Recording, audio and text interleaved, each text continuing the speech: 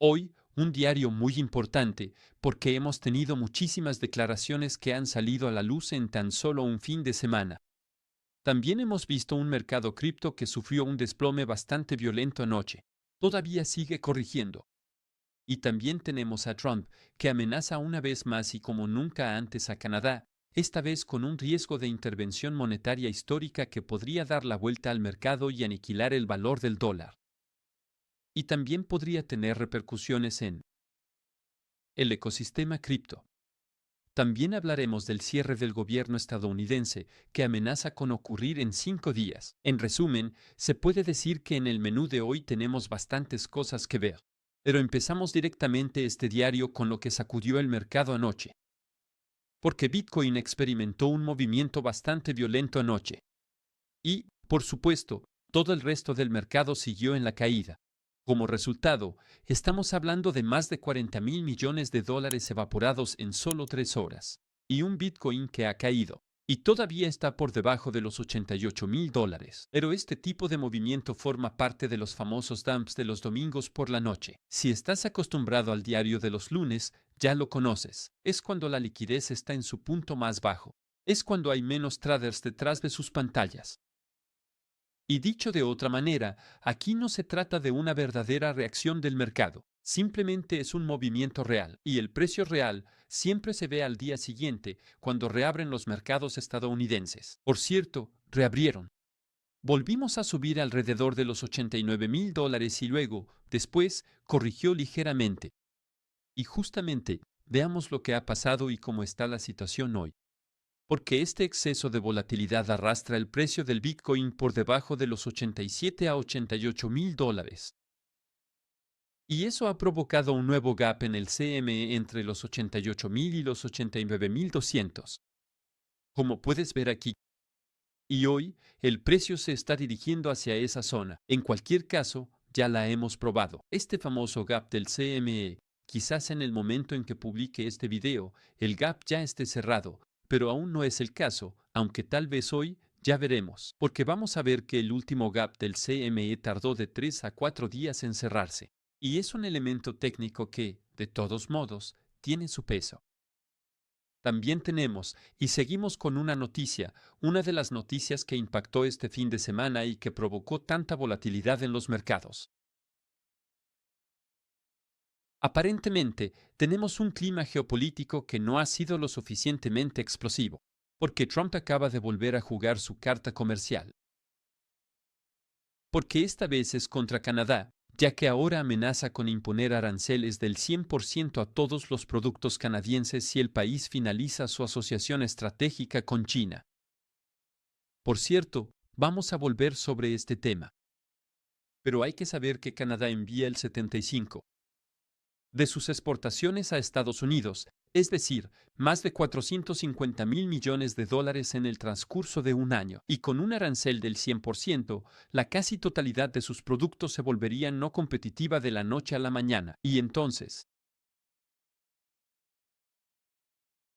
Trump justifica precisamente esta amenaza por un riesgo de desvío comercial, porque, según él, si Canadá concluye un acuerdo especial con China, entonces las empresas chinas podrían transitar sus productos a través de Canadá para precisamente eludir los aranceles estadounidenses, es decir, utilizar Canadá como puerta de entrada a Estados Unidos y romper toda la estrategia comercial que ha implementado contra Pekín.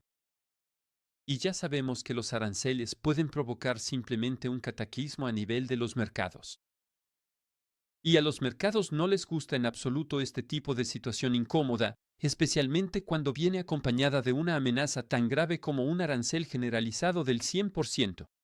Y, por supuesto, tras una amenaza tan grave, tenemos la respuesta de Canadá, que no se ha hecho esperar, ya que el gobierno canadiense acaba de anunciar oficialmente que no tiene ninguna intención de continuar con un acuerdo de libre comercio con China. Así que esta es una muy buena noticia, porque tenemos al primer ministro Mark Carney, quien reaccionó directamente a las advertencias de Trump, al tiempo que reiteramos que Canadá sigue plenamente comprometido con este famoso acuerdo. Kuzma. Entonces, se trata del Acuerdo de Libre Comercio entre Canadá, Estados Unidos y México, que también obliga a Ottawa a notificar a Washington antes de cualquier negociación. Con un país clasificado como economía no de mercado, lo que incluye a Pekín. Aquí, como ya lo has entendido, y así, Canadá retrocede ante esta presión estadounidense o simplemente recuerda los hechos, y corta de raíz cualquier especulación sobre un acercamiento comercial con China. Así que es una decisión que dice mucho sobre la fragilidad del equilibrio geopolítico actual y sobre la enorme influencia de Washington en esta parte de los acuerdos comerciales. Y mientras los mercados digieren estas tensiones comerciales, hay otro sismo macroeconómico. Esta vez se está gestando y es mucho más grande de lo que pensamos. Es la zarla que se prepara para vender dólares y comprar yenes por primera vez desde el siglo pasado. Agárrate bien porque hablamos de esto a menudo y cada vez se habla más. Esta vez se trata de una intervención directa en el mercado de divisas. Es una herramienta tan poco común que el simple rumor, como ocurre en este momento, basta para estremecer todas las clases de activos. Porque la Fed ya ha realizado los famosos rate checks, exactamente lo que ocurre en una verdadera intervención. En otras palabras, Estados Unidos se prepara para apoyar la moneda japonesa. Y la última vez que se produjo este tipo de intervención, reconfiguró por completo los mercados mundiales. Y ahora, todas las señales están alineadas porque Japón ya no quiere defender su moneda solo y mucho menos. Y cuando la Fed, precisamente, entra en el juego, el impacto es simplemente mundial. Pero concretamente, si la Fed interviene, ¿qué sucede? Pues es muy sencillo. Venderá dólares, por lo tanto comprará yenes. Si compra yenes, el dólar bajará y, por lo tanto, la liquidez mundial aumentará. Históricamente, los activos de riesgo suben.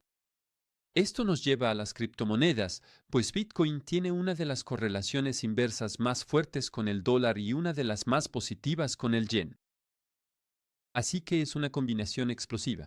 Pero cuidado, porque habrá que seguir esta historia muy de cerca, ya que si el yen se fortalece demasiado bruscamente, lo voy a explicar, todos los inversores que han utilizado el famoso carry trade con el yen, del que te hablé hace unas semanas, tendrán que cerrar sus posiciones.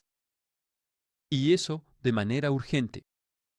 Y eso ya lo hemos vivido en 2024. Un pequeño movimiento del yen hizo desplomarse a Bitcoin, recuérdalo, de 64,000 a 49,000 dólares en solo unos días. Y justamente, si quieres entender por qué, los mercados cripto también se vuelven sensibles al más mínimo movimiento de divisas. Basta con mirar un poco lo que está pasando con el dólar, porque aquí ya no estamos hablando de una simple señal macro, estamos hablando de la mayor caída del dólar en toda la historia moderna. Porque aquí tenemos el DXY, que es el símbolo y el ticker. En resumen, el dólar acaba de mostrar una caída del 15,6% respecto a su máximo de 2022. Así que hoy vuelve a caer por debajo de los 97 puntos. La última vez que se produjo una caída de tal magnitud fue en 2017. ¿Y qué pasó justo después? Hubo una oleada masiva de liquidez mundial y uno de los bullruns, o bull markets, llámalo como quieras, más violentos jamás vistos en el Bitcoin, con un precio que se multiplicó por 100. Este tipo de movimiento no es anecdótico en absoluto, tenía que contártelo. Porque cuando el dólar cae, el dinero busca naturalmente refugio en otro lugar, y ese otro lugar siempre es lo mismo. Es decir, los activos riesgosos y líquidos, como el oro, como has podido ver últimamente, luego las acciones y también las criptomonedas, pueden simplemente reaccionar. Por eso, esta caída del DXY es el dato macroeconómico más subestimado del momento. Y tenía que hablarte de esto en la diaria. No dudes en darle like, suscribirte si este tipo de información te interesa y dejarme un pequeño comentario.